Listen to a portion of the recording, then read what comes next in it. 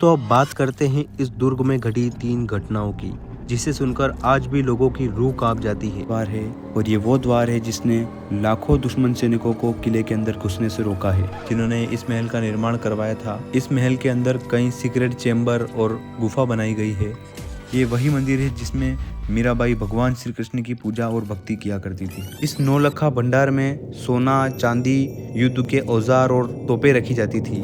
इस कुंड के पास एक गुफा मौजूद है जो अभी बंद कर दी गई है। ऐसा कहा जाता है रानी पद्मिनी।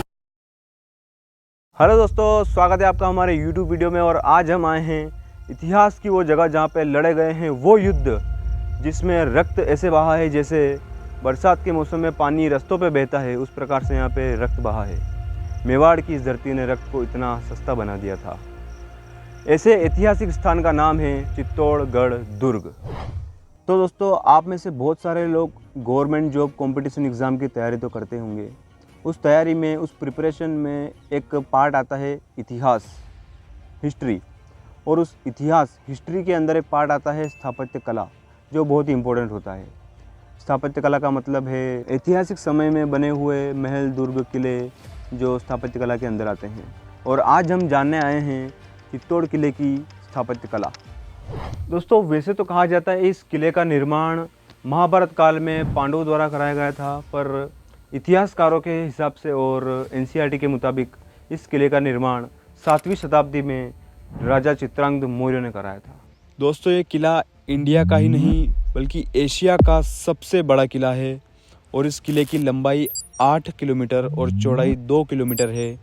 और इस किले की आकृति, जो शेप है, वो एक व्हेल मछली के जैसे बनी हुई है। ये किला राजस्थान के दक्षिणी क्षेत्र में बना हुआ है और दक्षिण में होने के कारण इसे राजस्थान का दक्षिणी द्वार भी कहा जाता है। और राजस्थान के दक्षिणी क्षेत्र का प्रहरी या रक्षक भी कहा जाता है। रक्षक इसलिए क्योंकि अगर किसी शत्रु सेना या दुश्मन सेना को राजस्थान की दक्षिणी सीमा से अंदर आना है या एंटर होना है, तो उसे सामना करना पड़ेगा चित्तौड़गढ़ दुर्ग का। चित्तौड़ दुर्ग को पराजित करने के बाद ही वो राजस्थान की सीमा के अंदर घुस सकते हैं। इसीलिए इसे राजस्थान के दक्षिणी सीमा का प्रहरी कहा जाता है।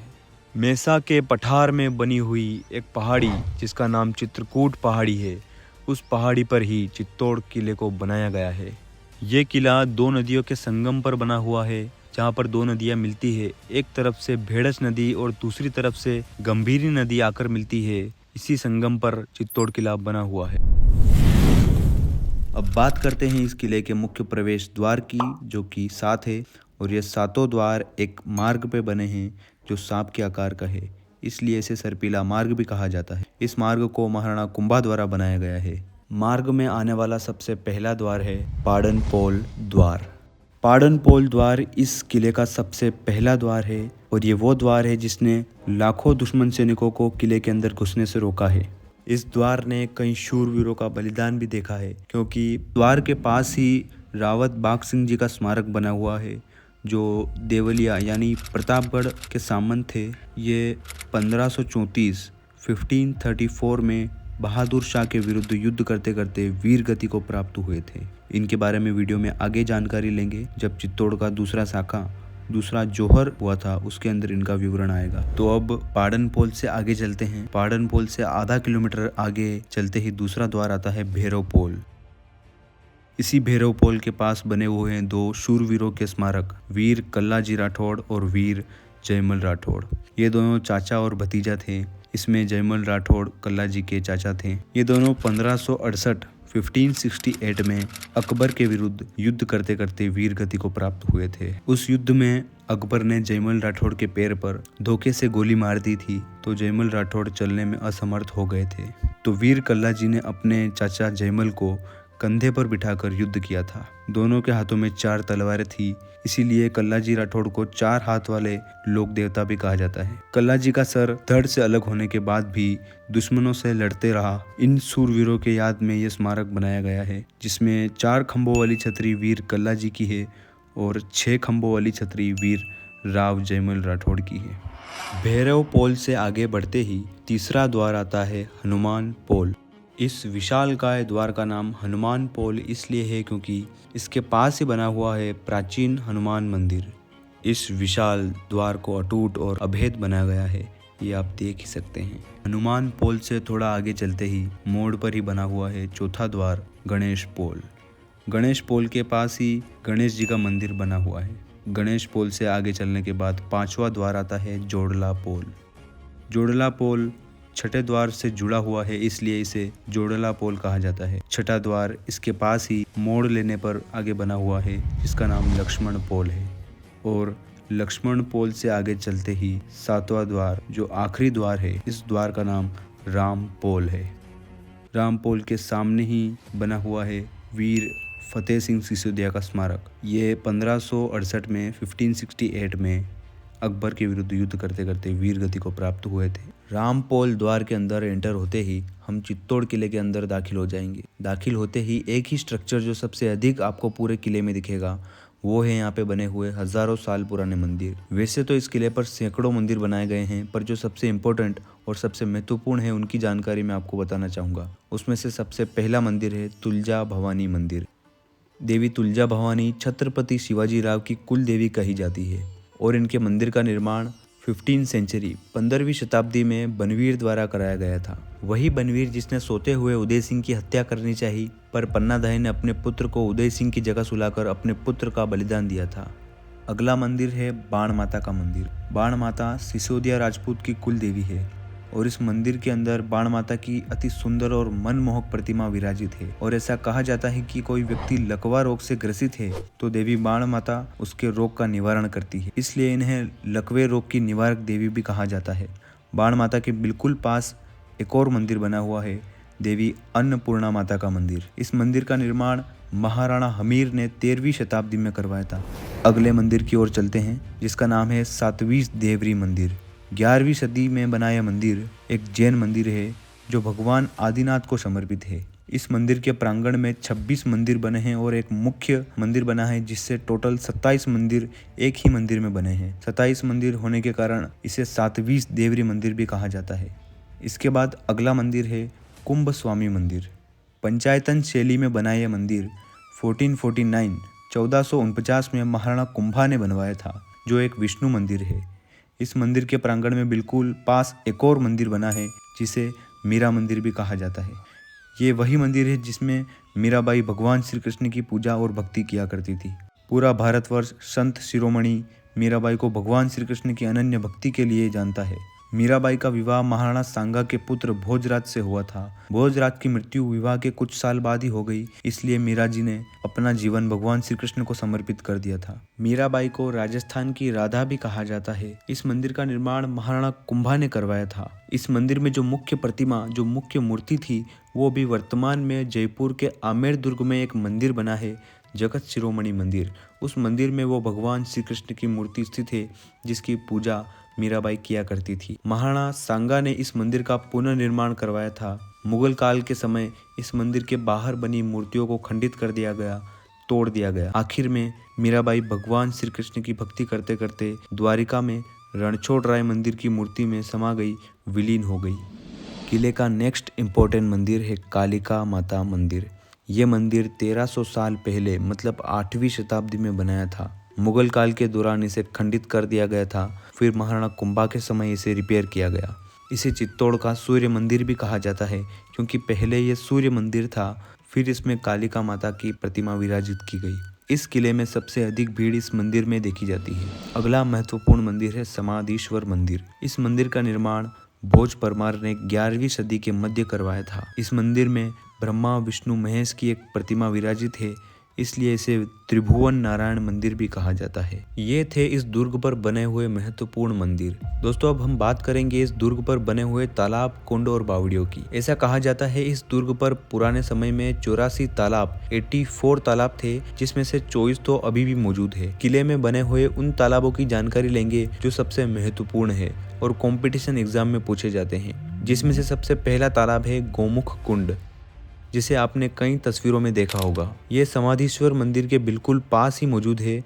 इस कुंड की गहराई 50 फीट से भी अधिक है। इस कुंड का जल कभी खत्म नहीं होता, क्योंकि इस कुंड के पास नीचे एक शिवलिंग है, जिसके ऊपर एक जलधारा है जो लगातार कई हजार सालों से बह रही है। इस कुंड के पास एक गुफा मौजूद है जो अभी बंद कर दी गई है। ऐसा कहा जाता है रानी पद्मिनी अपनी दासियों के साथ इस गुफा से आया जाया करती थी और इस पवित्र गोमुख कुंड में स्नान किया करती थी। तो हम भी इस गोमुख कुंड में स्नान करके निकल लिए अगले कुंड की ओर, जिसका नाम है भीमलत कुंड।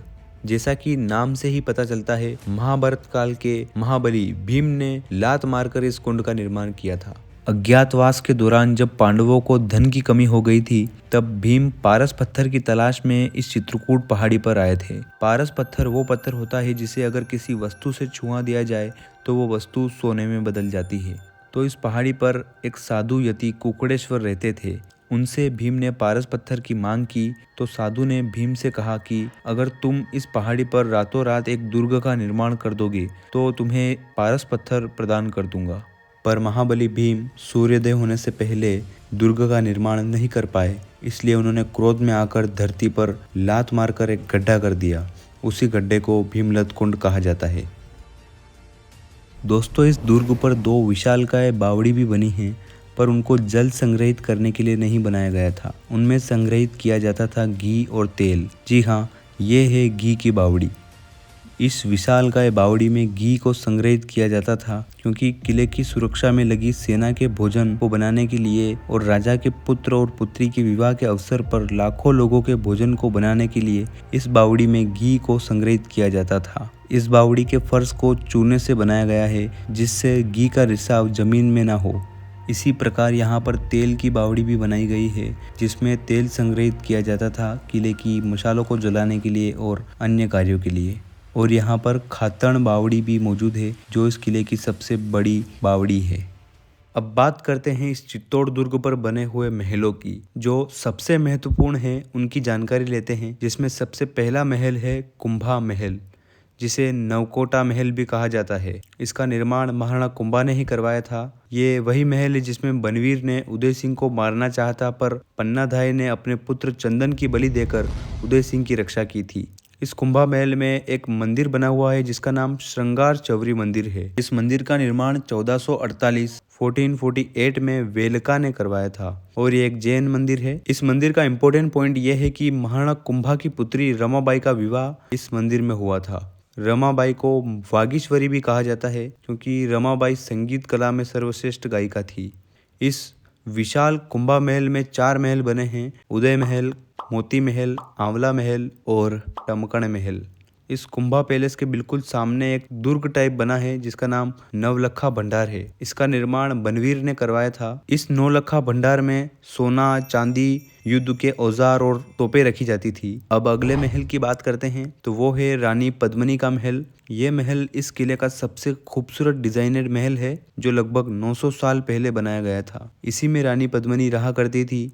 इस महल के बिल्कुल पास एक जल महल बना है जो चारों तरफ से पानी से घिरा है। नाव के द्वारा इसमें आना जाना हुआ करता था। समर सीजन में रानी पद्मिनी इस महल में अपना समय गुजारा करती थी। ऐसा कहा जाता है यहीं से अलाउद्दीन खिलजी ने रानी पद्मिनी को पानी की परछाई में देखा था। पद्मिनी महल से आगे चलते ही आपको गोरा और बादल के महल दिखेंगे। वही गोरा बादल जो रतन सिंह को अलाउद्दीन खिलजी से दिल्ली से छुड़ा कर लाए थे और लड़ते लड़ते वीर गति को प्राप्त हुए थे। और चित्तौड़ दुर्ग पर भामाशाह महल भी बना हुआ है।